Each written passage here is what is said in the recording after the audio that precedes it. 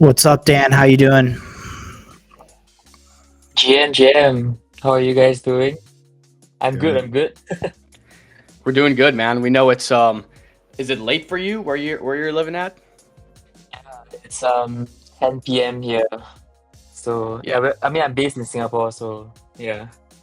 based in Singapore. Nice. Yeah, obviously for the audience, you're probably wondering why we're going live here at 10 a.m. We had the time differences, so we wanted to line something up that worked with Dan. But welcome on the show, Dan. It's exciting to talk to you. Yeah, I'm actually been pretty excited to join this. I really love what you guys do. So yeah, pretty excited to chat tonight. Much appreciated. Do you do any podcasts or shows? Have you jumped on any before? Uh Not really. Jumped on a few podcasts when I had like another role at Jupiter, but apart from that, yeah, this is kind of the first one that I have representing Meteora. Cool. Yeah, no, we're really excited to pick your brain because obviously these Launchpad wars are just going absolutely nuts. You got a new Launchpad dominating every other week, and people don't really know who's behind all of them, like the puppet master is what we call it. And it seems like you're just a puppet master, kind of working in the shadows here to make these Launchpads work smoothly for the most part. So, gonna be cool. Gonna be cool to have this conversation. We're excited to jump into it. Yeah, exciting times right now. Yeah, I mean the Launchpad wars is something that um, a lot of people, a lot of people see that um, it's happening on the front. Like you can see Drip Studio, Moonshot, Believe, etc. So yeah, happy to share anything about how Meteora works with them. Sounds Yeah. good. So I mean, just to kick it off, can you tell us, Dan, about yourself, your background, your work at Meteora, your work at Jupiter, and what your like main focus is right now?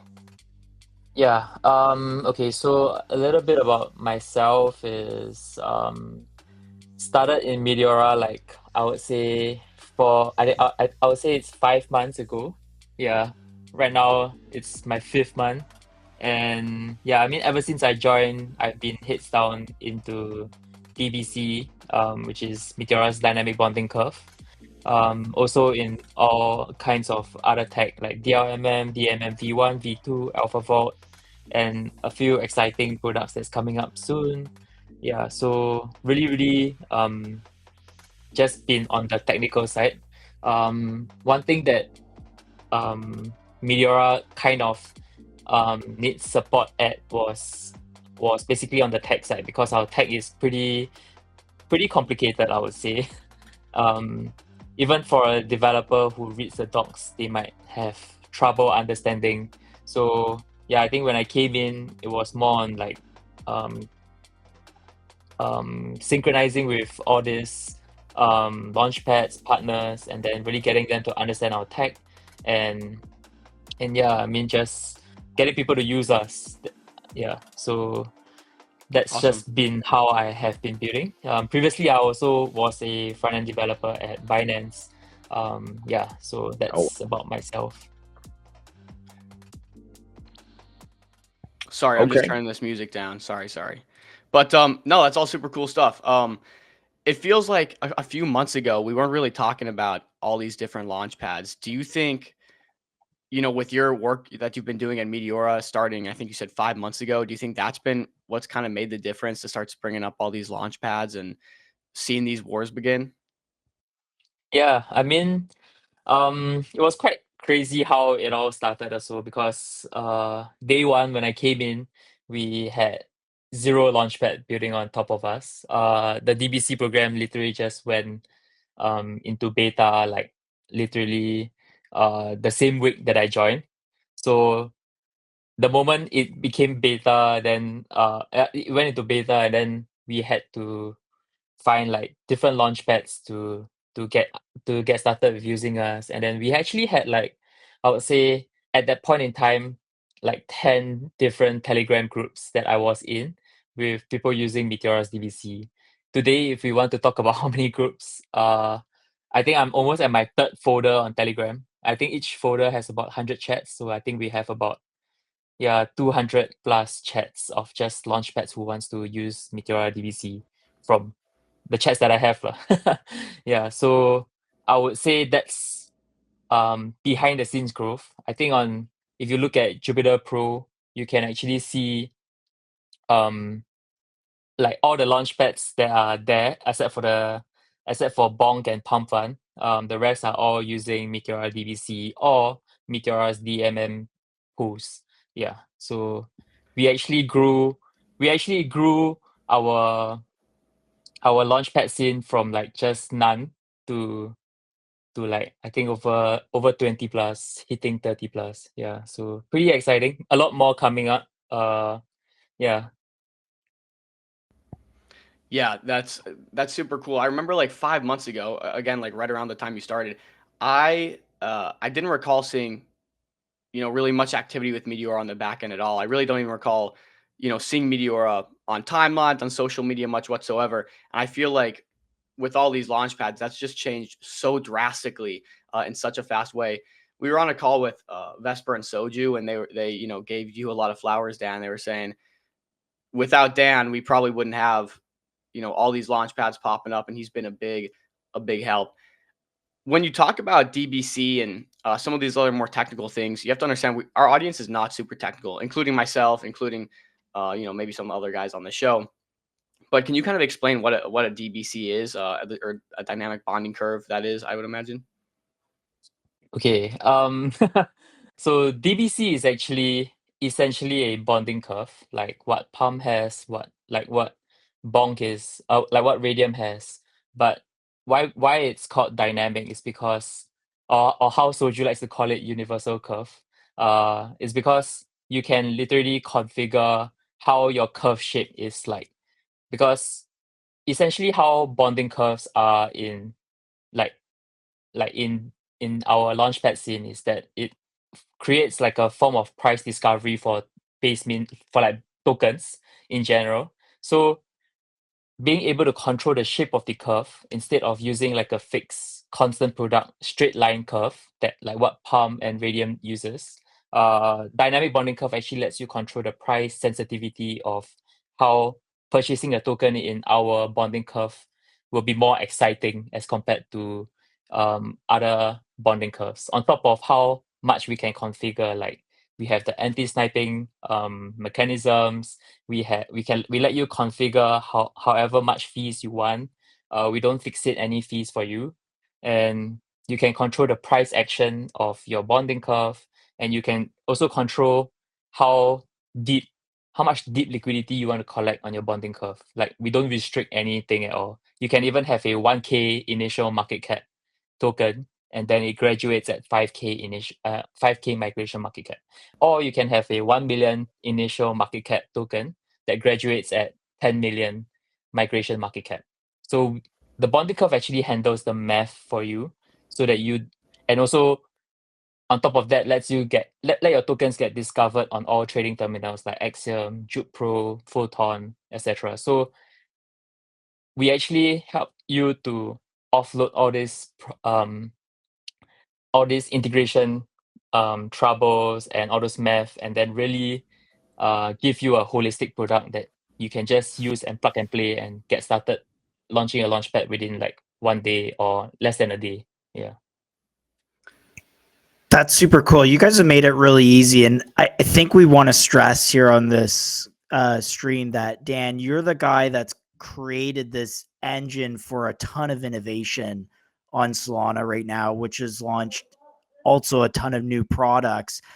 This tweet here, you kind of break down like the 3-step process to building out these systems. Do I have that correct? Or can you kind of walk us through this tweet here? Yeah. So these 3 steps, launchpads as a service, as I call it, is actually how you can spin up a launchpad with like if you look at the pictures, you basically the first image shows that you can create a DBC config key. So in the config key, you can configure how your curve is shaped, how your graduated pool functions, how your bonding curve pool functions, basically from end to end. And in the next image, you can actually use this config key and launch pools with that config key. So you can see that in this, we also have this API that lets you check whether is it like a new token or a bonding soon token or a bonded token. Yeah, and then we just made it a lot easier. If you click into the token itself, it will actually show you like a trading view chart, basically how Juke Pro looks like. So we give you that whole entire experience. I think in Juke Pro Launchpads tab, I think about roughly 10 of them or almost 10 of them are using this scaffold repository that we have that is completely open source for anyone to use. Yeah. Right. So it's become really easy to launch these tokens. I've just maybe like a side question on this. This is just something I've always wondered. Like, what is the dynamic on the market when we have millions or tens of thousands of these tokens launching? Like, do these liquidity pools just become like a long-term sink for Sol, basically?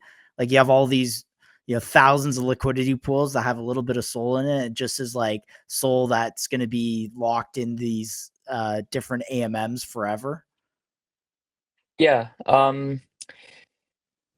I think it really depends on how these launchpads configure their bonding curve. I think when you use DBC's config key, you can choose whether you want to permanently lock liquidity. So if you permanently lock liquidity, that means it's really locked forever. And when that SOL is locked forever, it actually forms that sink, like you mentioned. Yeah, so it is good for SOL because on the program there is no way we can, even on our admin side, there is no way we can take out that SOL. So for example, Trump's pool, it's permanently locked liquidity. So there's no way they can withdraw it out unless they do like a huge sell of the tokens that wipe out all the SOL from the liquidity pool. But other than that, it's permanently locked. So you can call it like a sink for SOL, which is good. Yeah. And so obviously Trump coin was kind of like the peak of the January little run there in Solana. Was it Moonshot? Was Moonshot using this solution? I don't know if they were or not. um, like solution, do you mean like DBC or you mean like Yeah, just DBC Meteora in or general? was Moonshot just running basically an exchange without, they're just kind of doing it over like yeah, they were just running their own internal exchange. I'm just trying to understand like what Yeah. started this spark of all of a sudden these DBC protocols or using this kind of like took off is what I'm trying to establish. Yeah, so actually Trump token is not really DBC because it was launched in January. DBC only launched in like April.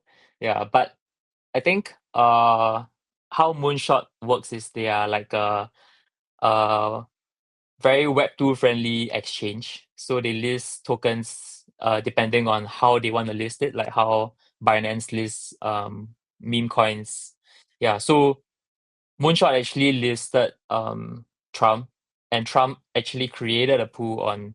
I mean, like Trump's token is actually a pool on Meteora, so that's how they actually list it because they kind of like a DEX, and then I mean they basically use the pool and then like give that feature to Web2, their Web2 users who can buy the token easily.